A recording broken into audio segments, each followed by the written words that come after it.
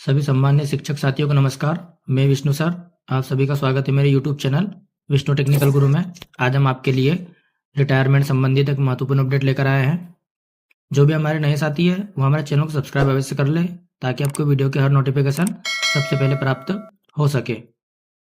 देश के सरकारी कर्मचारियों के लिए एक बड़ी राहत की खबर आई है। केंद्र सरकार ने सेवानिवृत्ति की उम्र को 2 साल बढ़ाने से जुड़ा अहम प्रस्ताव मंजूर किया है। अब कर्मचारियों को पहले की तुलना में ज़्यादा समय तक सेवा देने का अवसर मिलेगा। इस फैसले से लाखों कर्मचारियों को लाभ होगा और उनकी आर्थिक स्थिरता में भी सुधार होगा। यह निर्णय लंबे समय से चर्चा में था क्योंकि लगातार बढ़ती उम्र और बेहतर स्वास्थ्य सेवाओं ने लोगों की कार्यक्षमता को पहले से अधिक बढ़ा दिया है। सरकार का मानना है कि अनुभवी कर्मचारियों की सेवाएं अधिक समय तक मिलती रहे, जिससे प्रशासनिक कार्यों में निरंतरता बनी रहे और विभागीय अनुभव का लाभ देश के विकास में हो सके।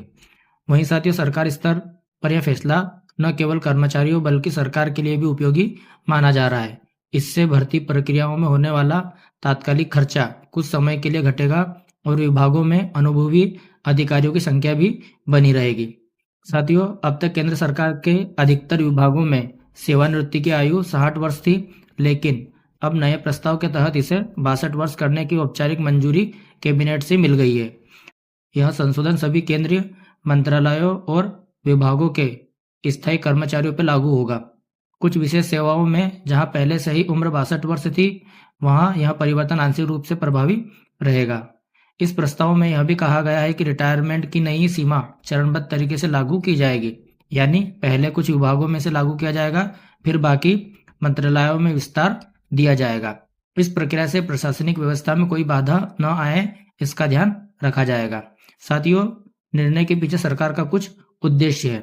सरकार का मानना है कि अनुभवी कर्मचारियों का योगदान किसी भी संस्था के लिए अनमोल होता है। साथ ही वर्तमान दौर में जीवन प्रत्याशा बढ़ी है और अधिकांश अधिकारी 60 की उम्र के बाद भी पूरी तरह कार्यक्षम रहते हैं।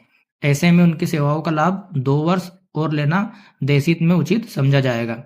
साथियों, इसके साथ ही कई बार पाया गया है कि रिटायरमेंट के तुरंत बाद कई अधिकारियों को संविदा या सलाहकार के रूप में फिर से नियुक्ति करना पड़ता है। इस स्थिति को देखते हुए सरकार ने यह कदम स्थायी समाधान के रूप में उठाया है ताकि वह सेवाएं नियमित रूप से जारी रह सके। कर्मचारियों के लिए लाभ और राहत देखते हैं किस प्रकार होती है। रिटायरमेंट उम्र बढ़ने से सरकारी कर्मचारियों को सीधा आर्थिक फायदा मिलेगा। उन्हें 2 साल तक का वेतन भत्ते और अन्य सुविधाएं भी मिलती रहेगी।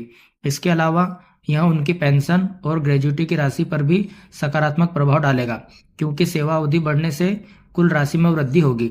साथ ही जिन्होंने अभी तक ऋण या कर्ज के स्वरूप में ब्याज या देनदारियां ली है, उन्हें आर्थिक संतुलन बनाए रखने में भी मदद मिलेगी। यह राहत उन परिवारों के लिए भी अहम होगी जो बच्चों की शिक्षा या शादी जैसी जिम्मेदारियों का सामना कर रहे हैं। साथियों, युवाओं और प्रभाव सरकार की योजना किस प्रकार होगी। हालांकि कुछ विशेषज्ञों ने इस फैसले पर यह भी कहा है कि इससे नई भर्तियों की गति थोड़ी धीमी पड़ सकती है, लेकिन सरकार ने स्पष्ट किया है कि इससे रोजगार पर दीर्घकालिक असर नहीं पड़ेगा। सरकार का इरादा है कि समांतर रूप से नई नौकरियों के अवसर भी बनाए जाएंगे और वैकेंसी की संख्या बरकरार रखी जाएगी। साथियों, इस प्रस्ताव से सरकार का ध्यान 2 दिशाओं में होने वाला है। एक और प्रशासनिक अनुभवों का लाभ बरकरार रहेगा, तो दूसरी ओर नई पीढ़ी को नवाचार और तकनीकी मार्गदर्शन का वातावरण भी मिलेगा। इससे दोनों आयु वर्गों में संतुलन बन सकेगा। साथियों, सेवानिवृत्ति लाभों से जुड़ा अध्ययन ढांचा।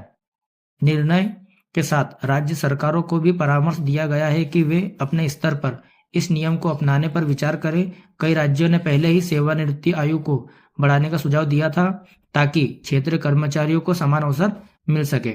इसके अलावा सरकार पेंशन प्रणाली और सेवानिवृत्ति के बाद मिलने वाले लाभों की समीक्षा भी कर रही है ताकि कर्मचारी वर्ग अत्यधिक वित्तीय सुरक्षा महसूस कर सके। साथियों, यह भी तय किया गया है कि 62 वर्ष पूरे होने पर सेवानिवृत्ति कर्मचारियों को उसी समय सभी बकाया राशि और रिटायरमेंट लाभ तुरंत मिल सके। साथियों, इसका निष्कर्ष यह है, रिटायरमेंट उम्र बढ़ाने का यह कदम सरकार की कर्मचारी हित नीति को मजबूत देता है। इससे न केवल सरकारी सेवाओं की गुणवत्ता में सुधार होगा, बल्कि अनुभवी अधिकारियों की भूमिका भी पहले से और सशक्त बनेगी। यह निर्णय प्रशासनिक ढांचे की स्थिरता के साथ साथ लाखों परिवारों के आर्थिक भविष्य को भी मजबूत करेगा उम्मीद है साथियों वीडियो आपको जरूर पसंद आया होगा। ऐसे ही वीडियो के और अपडेट पाने के लिए आप हमारे चैनल को सब्सक्राइब अवश्य कर लें। और साथियों वीडियो को लाइक, शेयर एंड सब्सक्राइब करना ना भूलिए। मिलते हैं नेक्स्ट वीडियो के साथ। जय हिंद, जय भारत।